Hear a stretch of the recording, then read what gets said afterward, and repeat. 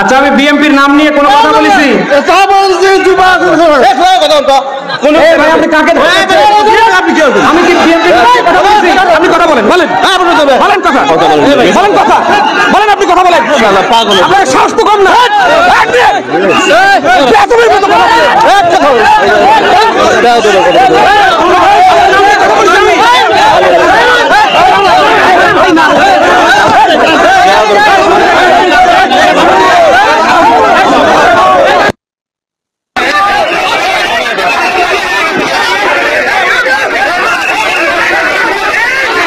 ভাই আপনাদের বিবেচনা করবে দেশের 18 কোটি মানুষ।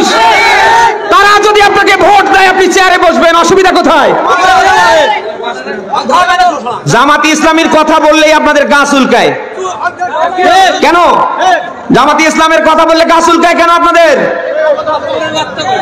সারা দেশে নিজেরা নাশকতা তৈরি করছেন, সারা দেশে নিজেরা টেন্ডারবাজিতে 180 মাইল বেগে চ্যাম্পিয়ন হচ্ছেন, আর সব দোষ চাপিয়ে দিচ্ছেন জামাতি ইসলামীর ঘাড়ে। আর এ কথা বললে আপনার গা চুলকায়। প্রিয় দর্শক, আসসালামু আলাইকুম। আপনারা দেখতে থাকুন বিএনপির এক নেতা মাহফিলে বক্তার গায়ে কিভাবে হাত তুললেন, সেটা নিজের চোখে দেখুন। আর আপনারা আপনাদের মূল্যবান মতামতটি আমাদের কমেন্ট সেকশনে জানিয়ে দিবেন। আগামী বাংলাদেশ সরকার কাকে দেখতে চান, বিএনপির, জামাত নাকি অন্য কোনো দলকে? আর আমাদের এই ভিডিওটি ভালো লাগলে আমাদের এই চ্যানেলটি সাবস্ক্রাইব করে আমাদের পাশে থাকুন। আচ্ছা আমি বিএনপির নাম নিয়ে কোনো কথা বলেছি?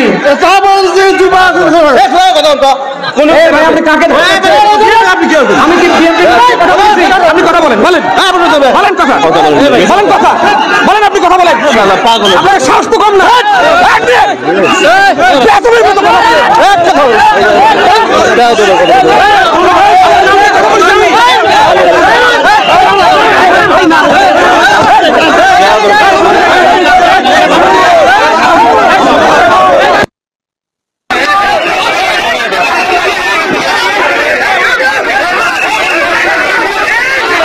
ভাই আপনাদের বিবেচনা করবে দেশের 18 কোটি মানুষ। তারা যদি আপনাকে ভোট দেয় আপনি চেয়ারে বসবেন, অসুবিধা কোথায়? জামাতি ইসলামীর কথা বললেই আপনাদের গা চুলকায় কেন? জামাতি ইসলামের কথা বললে গা চুলকায় কেন আপনাদের? সারা দেশে নিজেরা নাশকতা তৈরি করছেন, সারা দেশে নিজেরা টেন্ডারবাজিতে 180 মাইল বেগে চ্যাম্পিয়ন হচ্ছেন, আর সব দোষ চাপিয়ে দিচ্ছেন জামাতি ইসলামীর ঘাড়ে। আর এ কথা বললে আপনার গা চুলকায়। এই বসেন, আপনারা বসেন।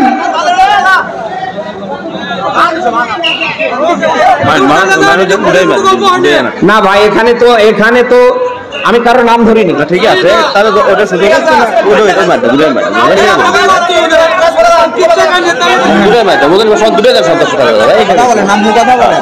বসেন বসেন, এই বসেন। এই আমি কি এখানে উড়ে আইছি?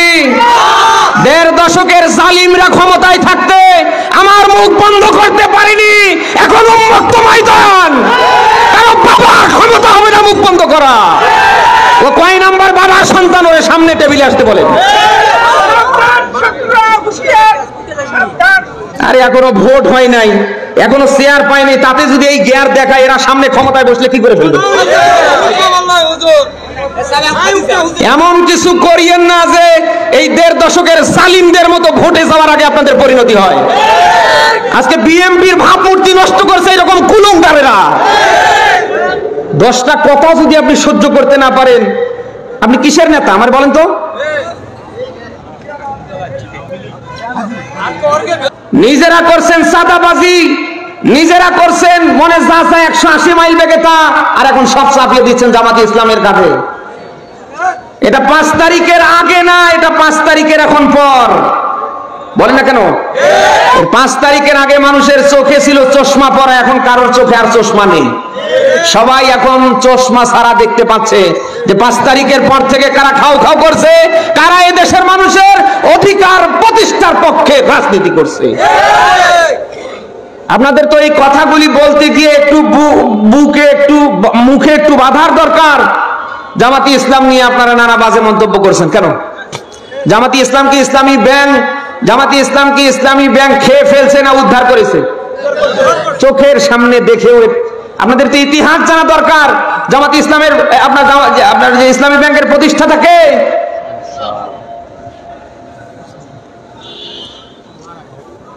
দেড় দশকের জালিমরা সর্বাত্মক প্রচেষ্টা চালিয়ে বাংলাদেশ জামাত ইসলামীকে নিধন করতে পারেনি। এখন তো 5 তারিখের পরে আপনি যাই বলেন না কেন, জামাত ইসলামীকে নিধন করা যায় না, সামনে যাবে না। নিজের যোগ্যতায় সামনে আগান, না হলে যাও আছে তাও সামনে থাকবে না। বলেন না কেন? আমরা চাই আগামীর বাংলাদেশ কোরআন সুন্নাহ ভিত্তিক যারা চালাবে তারা বাংলার চেয়ারে বসুক। কোন নব্য জালিমকে, নব্য স্বৈরাচারকে বাংলার কোন চেয়ারে আমরা দেখতে চাই না। এই মতের পক্ষে কারা আছেন দেখি? লিল্লাহে তাকবীর।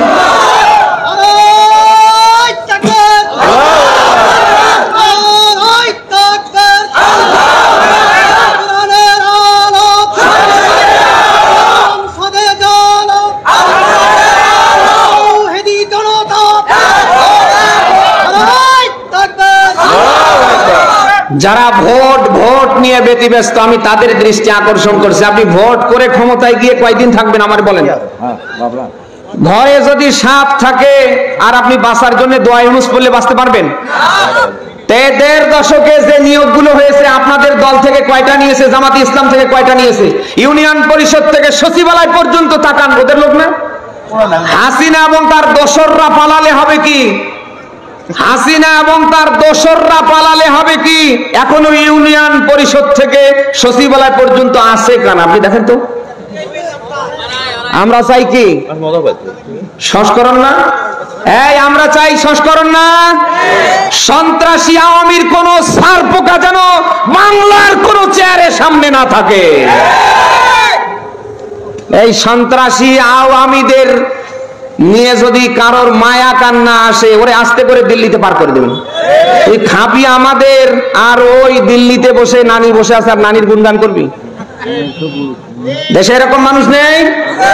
এত কিছু এই দেড় দশকে হয়ে গেল, এখনো ওদের ভুলতে পারছে না। তোমার যদি ওদের নিয়ে এত মায়া কান্না হয়, তাহলে এদেশে থাকার দরকার নাই, তুমি দিল্লিতে চলে যাও। বলেন না কেন? এই জন্য চোখের সামনে যদি কাউকে ওই ধরনের পান যে দেশের ভাবমূর্তি নষ্ট করবার জন্য চেষ্টা করছে, জুতো খুলবেন, এরপরে পিটা শুরু করবেন, এরপরে যা আছে কপালে হবে। আগামীর বাংলায় আওয়ামী সন্ত্রাসীদের, দোসরদের জায়গা হয় না, সামনে হবে না ইনশাল্লাহ।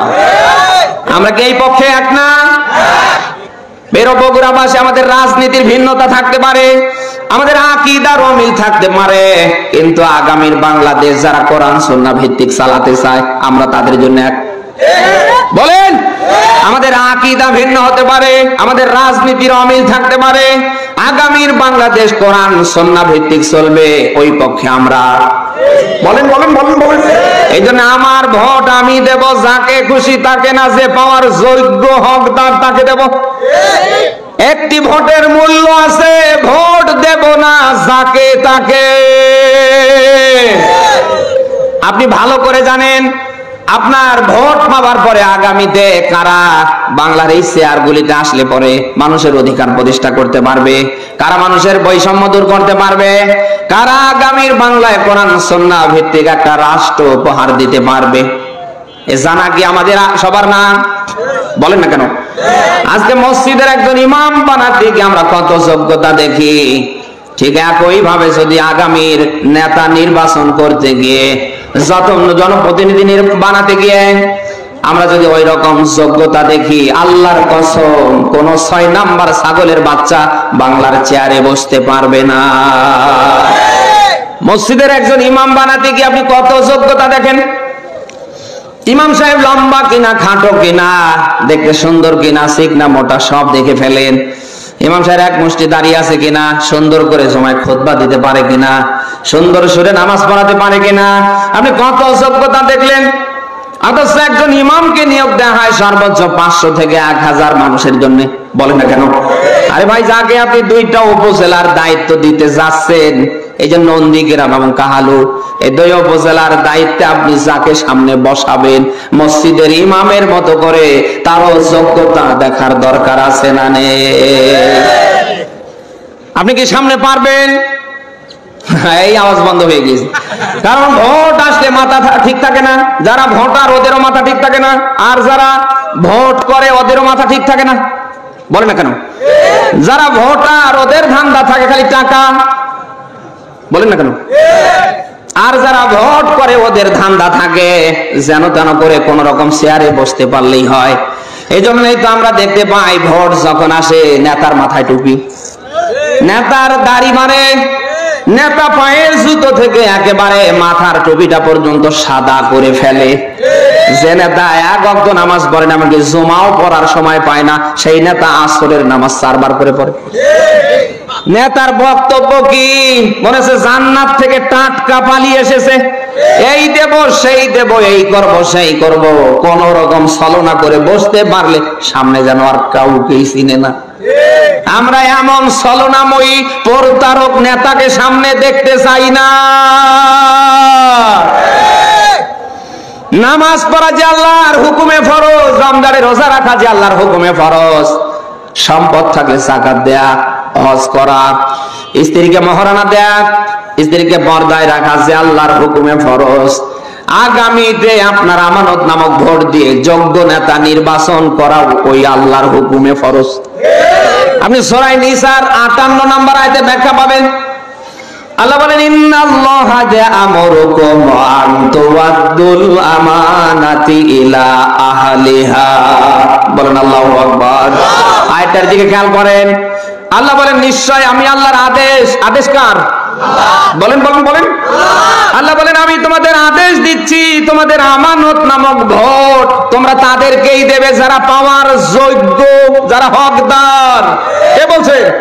আকিমুস সালাহ, নামাজ প্রতিষ্ঠা, এ কথা কার? ওয়াতুজ যাকাত, সম্পদ থাকলে যাকাত দেয়া, এ কথা কার? সেই আল্লাহই বলছেন তোমাদের আমানত নামক ভোট তোমরা যাকে তাকে দিতে পারবে না, যে পাওয়ার যোগ্য হকদার তোমরা তাদেরকেই দেবে। এখন আপনি বলেন এই 5 তারিখের পর থেকে আজ ডিসেম্বরের 1 তারিখ পর্যন্ত এই কাহালু নন্দীগ্রামে কে ভোট পাওয়ার যোগ্য? আমি আর নিচে নামতে পারছি না।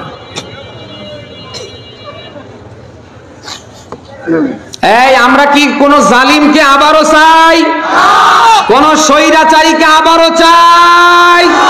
বাংলার কোন চেয়ারে যেন কোন স্বৈরাচার, কোন জালিম আর সামনে বসতে না পারে। ছাত্র জনতার রক্তের বিনিময়ে আমরা একটা দেশ পেয়েছি, জীবন দিব, এরপরও এদেশের স্বাধীনতা আমরা বলেন বলেন বলেন বলেন। স্বাধীনতা অর্জন সহজ, এটা ধরে রাখা কি তার চেয়ে কঠিন না? যারা এদেশের ভাবমূর্তি সামনে নষ্ট করবার চেষ্টা করবে পায়ের জুতো খুলবেন আর জম্মের ধরে পিটাবেন। আমরা চাই আগে সংস্কার, এরপরে কি? আরো জোরে বলেন। আগামীর বাংলাদেশ যারা কোরআন সুন্নাহ ভিত্তিক চালাতে চায় আমরা তাদের পক্ষে আছি তো? আছি তো? আল্লাহ তাআলা যেন কোরআন সুন্নাহ ভিত্তিক একটা রাষ্ট্র আমাদের উপহার দেন।